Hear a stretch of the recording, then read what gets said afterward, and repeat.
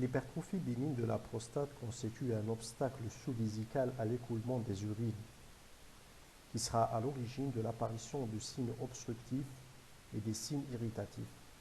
Ces symptômes-là vont affecter de façon très importante la qualité de vie de nos patients. Comme son l'indique, c'est une pathologie bénigne, mais ces complications restent potentiellement graves, d'où tout l'intérêt de sa prise en charge.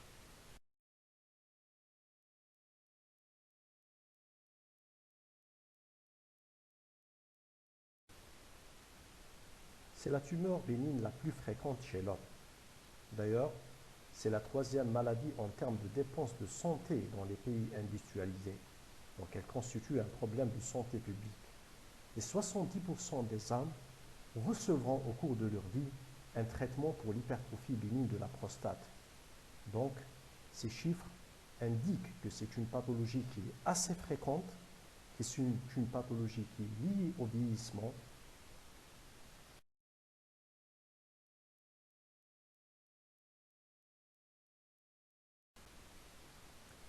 « 25% des hommes qui vont vivre jusqu'à l'âge de 75 ans vont nécessiter un geste chirurgical sur l'hypertrophie bénigne de la prostate.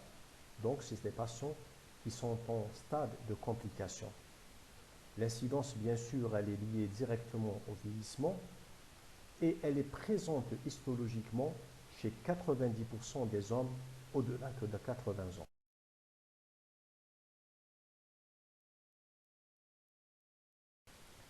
La définition de l'hypertrophie bénigne de la prostate reste peu claire. D'ailleurs, il y a plusieurs paramètres à identifier. Sur le plan histologique, c'est une pathologie bénigne, comme son nom l'indique. Mais cette bénignité n'est que histologique.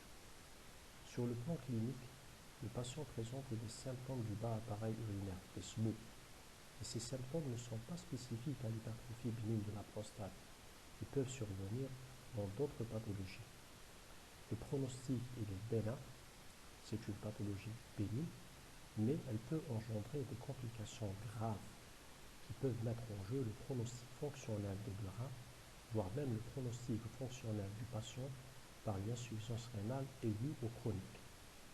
Et puis, il n'y a pas de parallélisme anatomo-clinique, c'est-à-dire que le volume de la prostate ne va pas conditionner la sévérité des symptômes.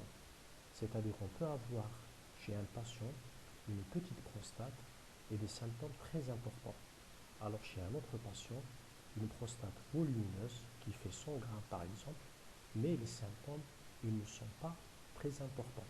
Donc il n'y a pas de parallélisme anatomo-clinique.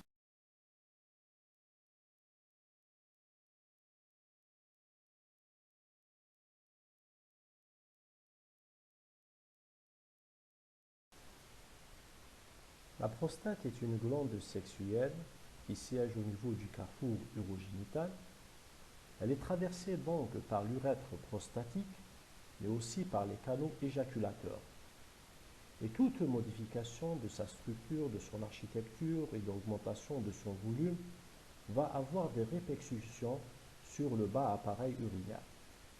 Cette glande, elle a une base qui est donc en contact étroit avec le col de la vessie et donc avec le sphincter lisse, et son apex qui est en contact étroit avec le sphincter strié de la prostate.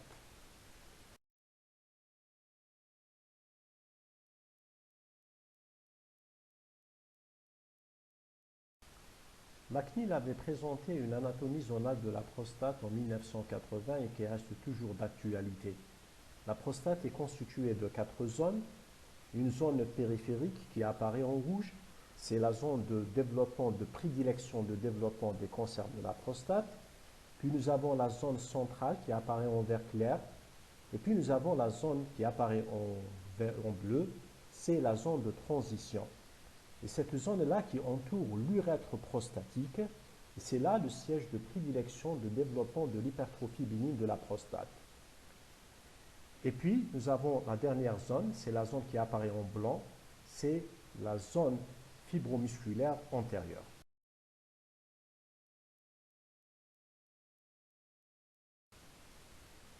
C'est quoi le rôle de cette prostate?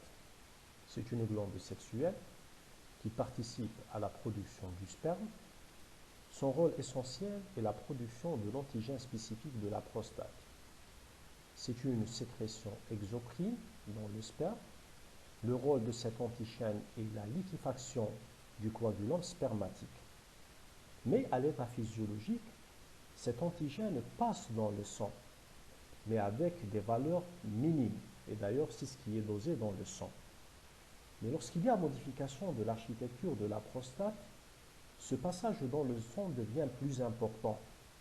Et c'est le cas du cancer de la prostate ou bien les états inflammatoires tels que la prostatite.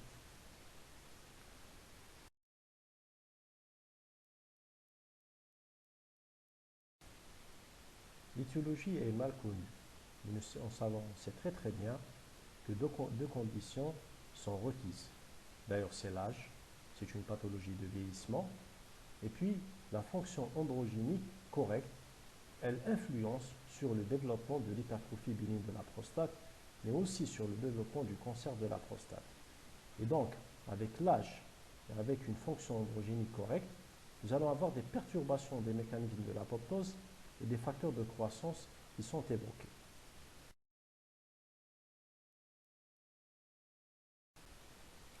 Au moment de la mission normale, il y a donc relâchement des sphincters et une contraction du muscle détrusorien de la vessie. Cette contraction va aboutir à une infondibilisation du col de la vessie qui va avoir une forme en entonnoir, ce qui permettra que les forces d'expulsion vont être axées et dirigées vers le centre de cet entonnoir. Nous allons avoir un flux urinaire normal, laminaire. Mais le développement et l'hypertrophie bénigne de la prostate va engendrer une perte de l'infondibilisation du col de la vessie. Il n'y a plus cette forme en entonnoir, et donc les forces d'expulsion vont être disparaître et ne se font pas dans l'axe de l'urètre. Et donc nous allons une perte de la charge de la miction et la formation des turbulences dans la vessie, c'est-à-dire que les urines ne vont pas aller vers l'axe de l'urètre, mais ils vont être dispersés et vers l'urètre, mais aussi vers la paroi de la vessie.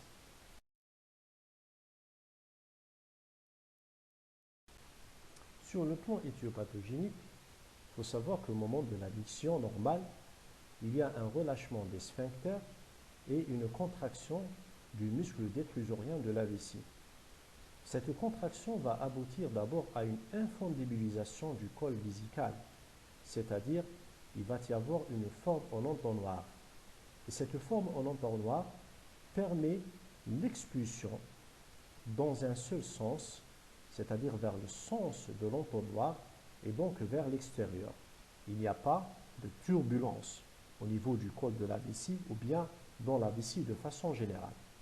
Mais lorsqu'il y a une hypertrophie bénigne de la prostate, cette infondibilisation du col de la vessie, elle est perturbée et les forces d'expulsion vont être divergentes et elles ne sont plus axées vers l'urètre.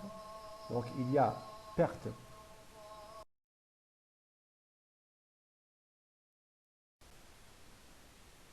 L'hypertrophie bénigne de la prostate va constituer un obstacle à l'écoulement des urines. Et par conséquent, le muscle détrusorien va s'hypertrophier pour avoir la force nécessaire pour vaincre cet obstacle. C'est le stade de l'hypertrophie du détrusor ou bien de vessie myocardique. Pourquoi myocardique? Parce que la paroi musculaire devient assez épaisse comme le cœur. Et puis avec le temps, il y a donc apparition de cellules et de colonnes au niveau de la paroi de vessie. Et ces cellules sont en réalité des zones de faiblesse de la paroi vésicale. Et c'est à partir de ces zones-là que vont se développer des diverticules. Le diverticule vésical est une hernie de la muqueuse vésicale et qui va constituer un petit réservoir qui n'est pas doté de contraction. Donc ça va être source de stase urinaire et donc d'infection, voire formation de calcul, voire faire donc sur le plan clinique apparition des hématuries Et même avec le temps, apparition des tumeurs urothéliales. Et puis, le troisième stade, c'est le stade de vessie claquée. C'est-à-dire qu'à un moment donné, le muscle détrusorien va être fatigué et il va perdre toutes ses capacités contractiles. Il y a aussi de la fibrose qui va s'installer et la vessie, elle ne constitue qu'un réservoir qui n'est pas doté de contraction. Donc elle reste pratiquement tout le temps plein. C'est le stade de la rétention chronique.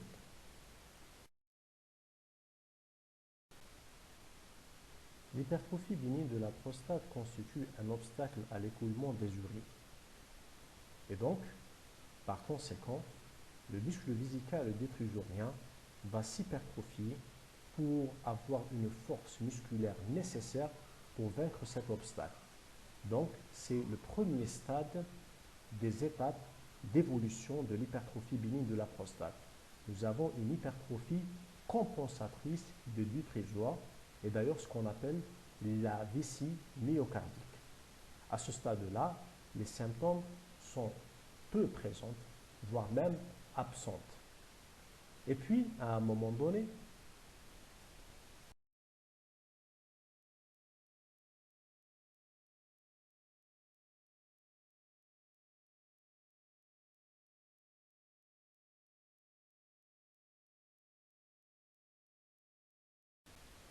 le retentissement de l'hypertrophie bénigne de la prostate ne se fera pas uniquement sur le bas appareil urinaire, ne va pas s'arrêter au stade de rétention chronique.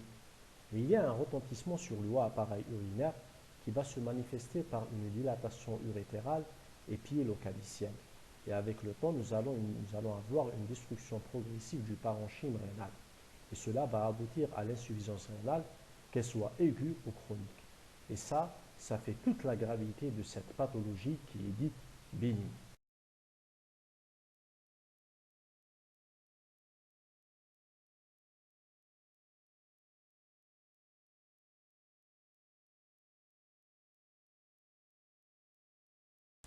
Les complications de l'hypertrophie bénigne de la prostate peuvent être divisées en complications aiguës et complications chroniques. Les complications aiguës, représentées également par l'infection urinaire, qui est en rapport avec une mauvaise vidange vésicale. Il y a toujours un résidu post.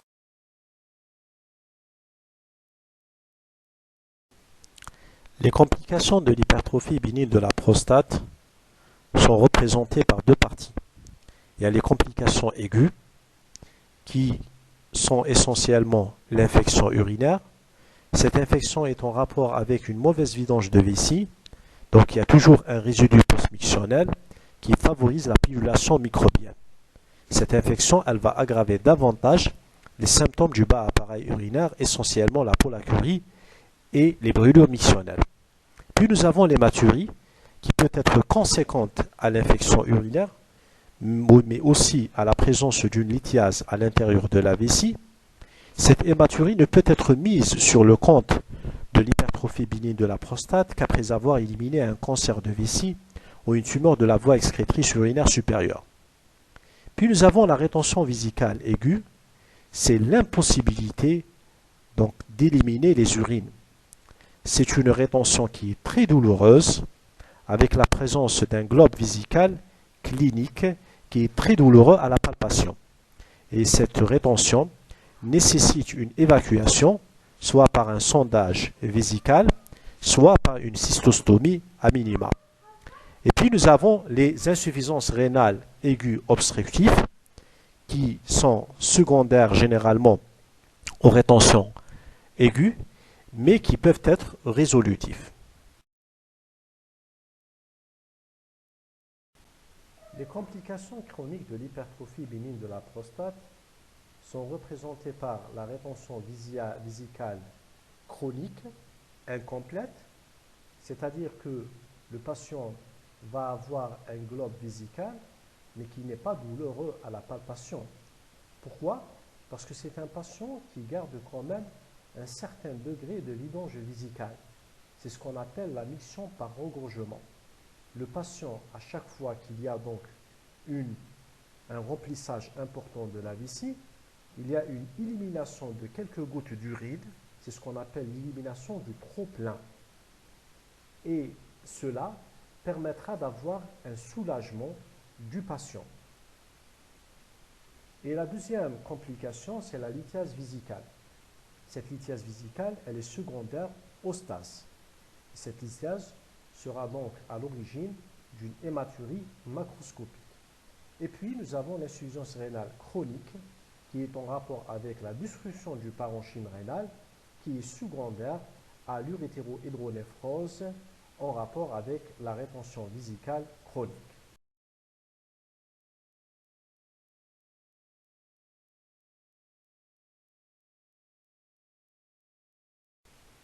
Le diagnostic de l'hypertrophie bénigne de la prostate reposera essentiellement sur l'interrogatoire, à la recherche des signes obstructifs et irritatifs, mais aussi l'examen clinique, basé essentiellement sur le toucher rectal, certains examens biologiques, essentiellement la fonction rénale, l'étude cytobactériologique des urines et aussi le dosage du taux de PSA, un examen radiologique représenté par l'échographie et un examen urodynamique représenté par la débémétrie.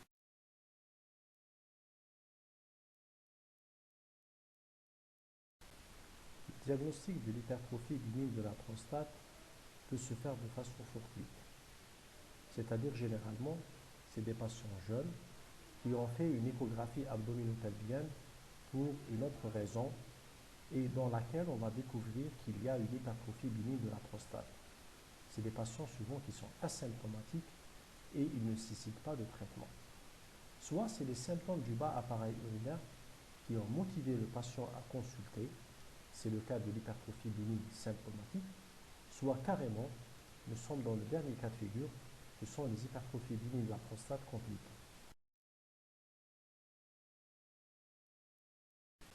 L'interrogatoire recherchera les symptômes du bas appareil urinaire qui sont de deux catégories.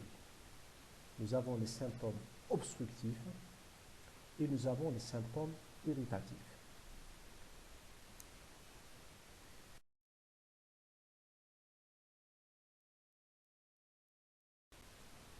Les symptômes obstructifs sont représentés par la dysurie, c'est-à-dire la difficulté à uriner, un retard au démarrage de la miction, parfois ce qu'on appelle la dysurie initiale, et puis des gouttes retardataires, c'est-à-dire qu'il y a des gouttes qui vont survenir en fin de miction.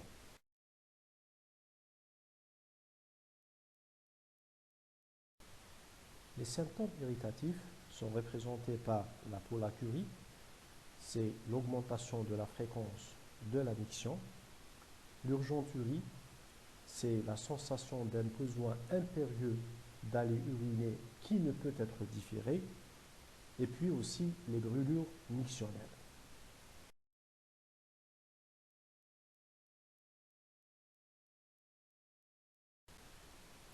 Généralement, il existe une grande subjectivité des symptômes obstructifs et irritatifs apportés par le patient.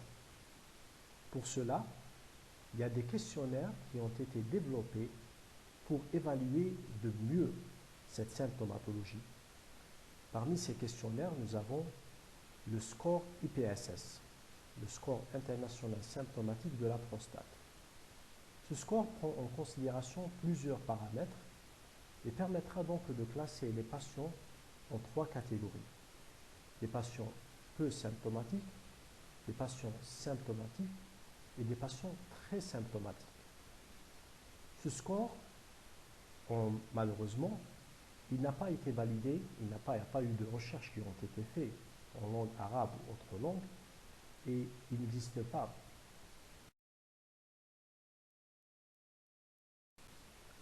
Il existe une grande subjectivité de la part du patient lorsqu'il rapporte les symptômes du bas appareil urinaire.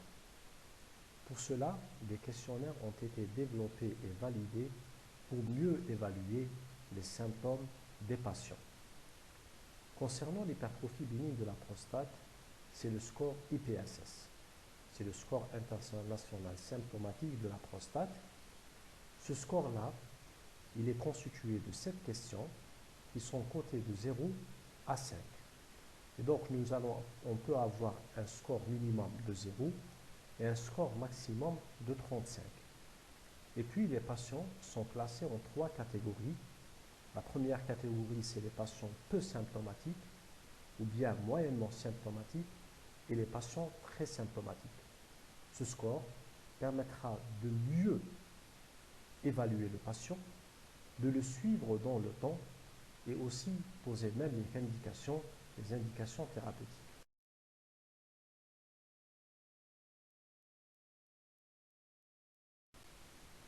Dans ce score EPSS, les 4 questions, 1, 3, 5 et 6, vont analyser les symptômes obstructifs, alors que les 3 autres questions, 2, 4, 7, vont analyser les éléments irritatifs. Et puis nous avons le score total, comme nous avons déjà dit, qui va de 0 à 35. Entre 0 et 7, c'est la catégorie des patients qui sont peu symptomatiques. Généralement, c'est des patients qu'on va suivre, on fait une abstention thérapeutique. On n'est pas obligé de les traiter, mais uniquement de les surveiller. Et puis nous avons le deuxième groupe, c'est les patients qui sont modérément symptomatiques, dont le score va de 8 à 19. Là, il y a une indication thérapeutique. Généralement, c'est des patients qu'on va mettre sous traitement médical. Et puis, la troisième catégorie, qui va de 0 à 37, c'est les patients qui ont des symptômes sévères et qui nécessitent un traitement médical, voire même un traitement chirurgical. L'examen clinique recherchera essentiellement un éventuel retentissement de l'hypertrophie bénigne de la prostate sur l'appareil urinaire. C'est-à-dire on va examiner les fosses lombaires à la recherche d'un contact lombaire en rapport avec une dilatation rénale. On va examiner la région hypogastrique à la recherche d'un globe vésical, mais aussi l'examen des orifices herniaires à la recherche d'une hernie inguinoscrotale secondaire à la dysurie, et puis le toucher rectal qui est réalisé donc à vessie vide permettra d'apprécier le volume de la prostate. Généralement, la prostate est augmentée de volume avec une surface qui est lisse et régulière, donc absence de nodule. Lorsqu'il y a un nodule ou une anomalie, donc ça fait signaler qu'il y a un risque de cancer de prostate. Et puis elle est indolore et il y a effacement du séant médian de la prostate.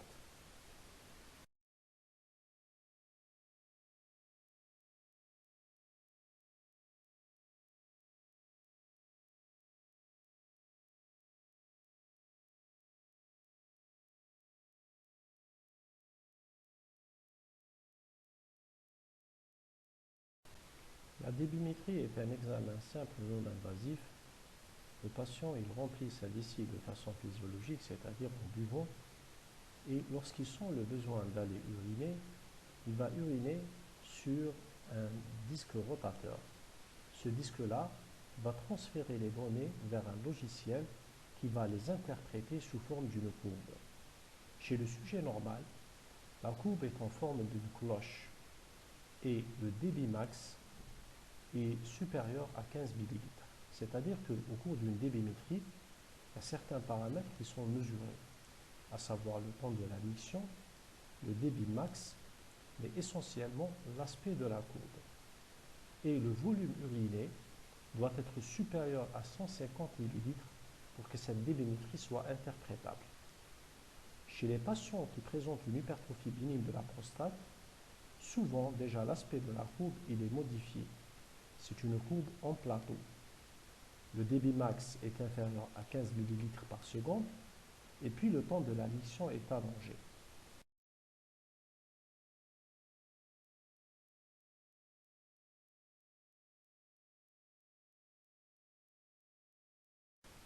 L'échographie abdominopelvienne est un examen très important pour l'évaluation du retentissement de l'hypertrophie bénigne de la prostate, mais aussi pour le suivi. Elle permettra de rechercher un éventuel retentissement sur le haut appareil urinaire, c'est-à-dire une dilatation des cavités bilocalicielles, et dans le cas de l'hypertrophie bénigne de la prostate, c'est une dilatation qui est bilatérale, mais aussi d'évaluer le bas appareil urinaire. voir s'il y a un épaississement de la paroi vésicale témoignant d'une vessie de lutte, rechercher un éventuel diverticule de la vessie, c'est le cas de la première image ici, mais aussi rechercher d'autres complications à type de lithiase vésicale, permettra de calculer le résidu postmictionnel, qui est un élément important pour le suivi et pour la décision thérapeutique, et aussi de mesurer le volume prostatique. Dans les échographies standards, il y a une marge, un intervalle d'erreur de 15 à 25% concernant le volume de la prostate. L'examen de référence qui permettra de mieux apprécier le volume prostatique est l'échographie endorectale. Et elle permettra, cette échographie endorectale également, de mieux apprécier l'échogénicité et la structure de la prostate.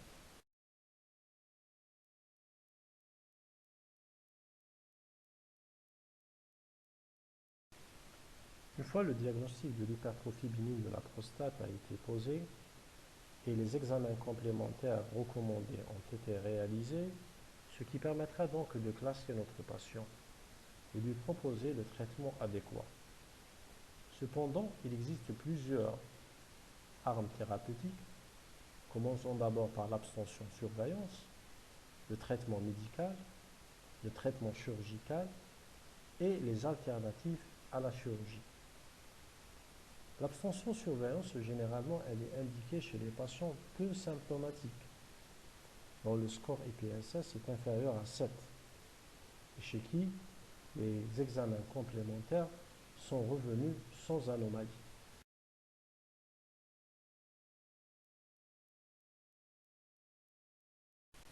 Il existe trois familles de médicaments qu'on utilise pour le traitement de l'hypertrophie bénigne de la prostate. Les alpha-bloquants, la phytothérapie, ce sont des médicaments donc à base de plantes, et les inhibiteurs de la 5-alpha-réductase.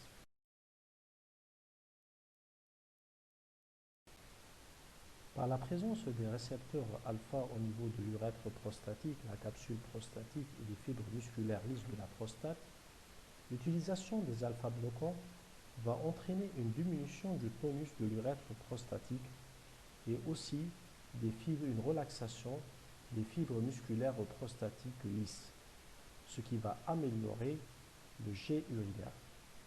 Ils agissent également en réduisant l'instabilité vésicale. Le principal effet secondaire est l'hypotension orthostatique.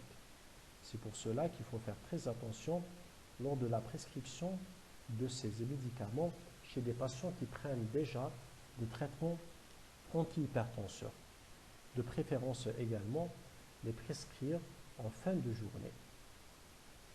Des autres effets secondaires sont essentiellement les céphalées, les vertiges, les troubles de l'accommodation, mais aussi l'éjaculation rétrograde.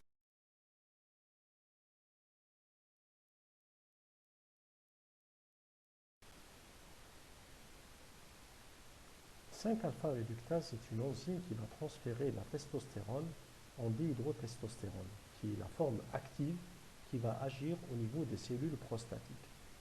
Donc le fait de bloquer cette enzyme-là, cela va entraîner une suppression de 80% du dihydrotestostérone intracytoplasmique.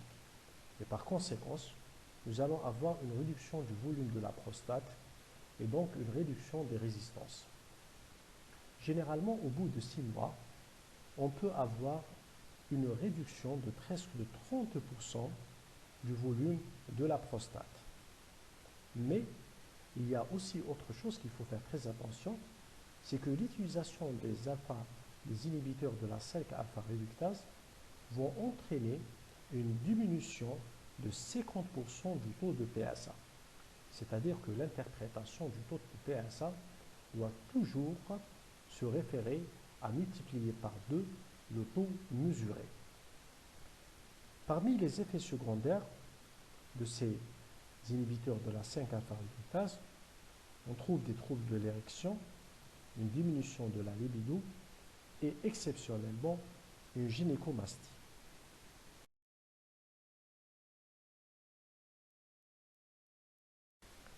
Le Pygium africanum et la Séréniaire éteinte sont deux molécules dont le mode d'action reste inconnu, mais ils ont fait leur efficacité en matière de traitement des symptômes de l'hypertrophie bénigne de la prostate.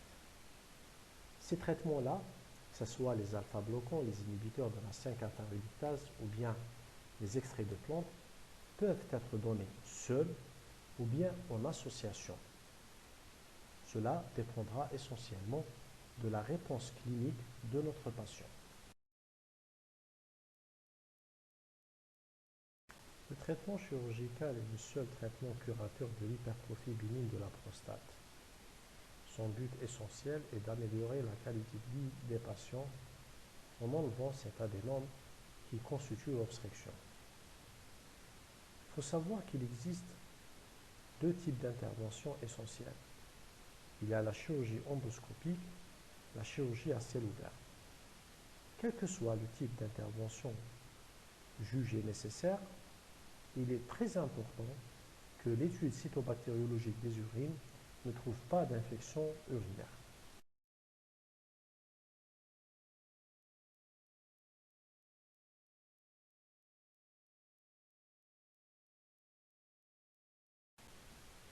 La chirurgie à ciel ouvert consiste à réaliser une adénomectomie transvésicale, bien par voie haute, qui consiste à ouvrir la vessie et à réaliser l'énucléation de l'adénome par le doigt.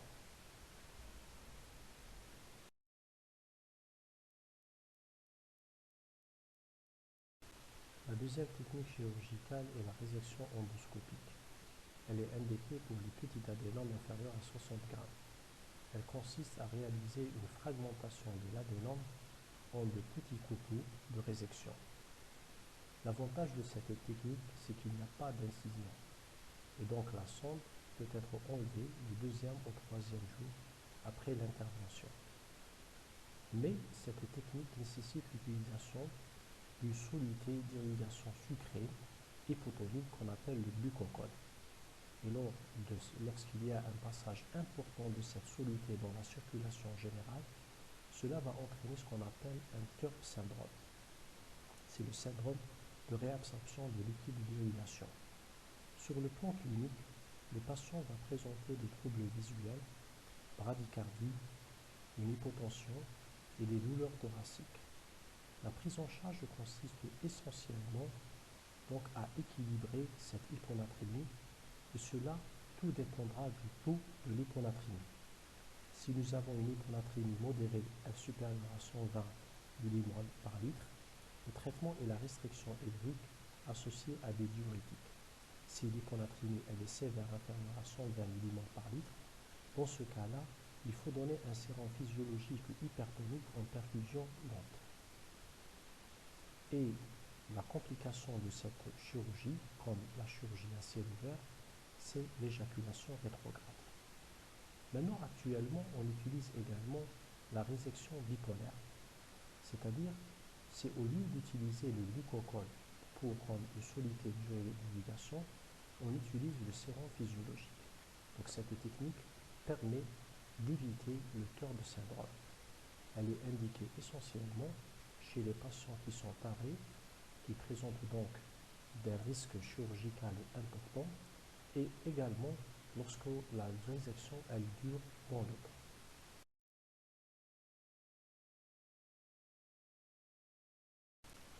Troisième intervention est l'incision cervico-prostatique.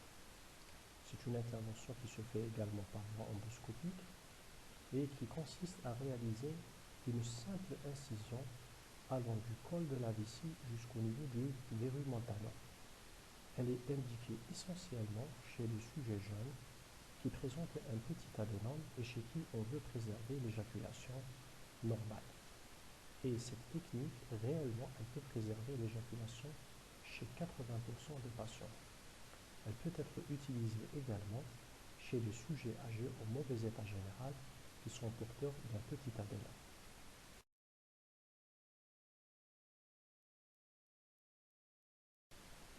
Le traitement chirurgical est indiqué dans les hypertrophies bénignes de la prostate compliquées, c'est-à-dire lorsqu'il y a une rétention vésicale chronique, lorsqu'il y a une infection urinaire récidivante une hématurie macroscopique, des calculs visicaux, un gros diverticule rétentionniste, un important résidu postmissionnel supérieur à 150 millilitres, ou bien une insuffisance rénale. Et aussi lorsqu'il y a une rétention vésicale aiguë récidivante, c'est-à-dire lorsque le patient fait plus de 2 rétentions vésicales, là l'indication opératoire elle s'impose. Et aussi pour les patients qui sont donc rebelles au traitement médical, c'est-à-dire qu'il y a un échec du traitement médical. Les indications thérapeutiques sont les suivantes. Pour les patients qui sont peu symptomatiques, c'est-à-dire l'IPSS est entre 0 et 7, chez qui les examens complémentaires reviennent sans particularité, il s'agit d'une simple surveillance. Pour les patients qui sont modérément symptomatiques, un IPSS entre 8 et 19, dans ce cas-là, le traitement médical trouve toute son indication. Comme nous avons dit, on va donner des alpha-bloquants pour les petites prostates, des inhibiteurs de la 5-alpha réductase pour les grosses prostates, ou bien carrément des extraits de plantes, et on peut faire même des associations thérapeutiques. Et pour les hypertrophies bénignes de prostate compliquées ou qui ne répondent pas au traitement médical, donc c'est l'indication chirurgicale et la voie d'abord, c'est-à-dire chirurgie à ciel ouvert, une adénoectomie par paille médicale, ou bien une résection endoscopique, ou bien une incision cervico-prostatique, cela se décide en fonction déjà des caractéristiques de la prostate et du patient. Et aussi, nous avons donc ce qu'on appelle le traitement palliatif. Chez les patients âgés, tarés, qui sont donc en stade de complication de leur adénome de prostate, c'est des patients qui sont éligibles à la chirurgie. Dans ce cas-là, on n'a qu'à proposer une sonde à douleur chez ces patients.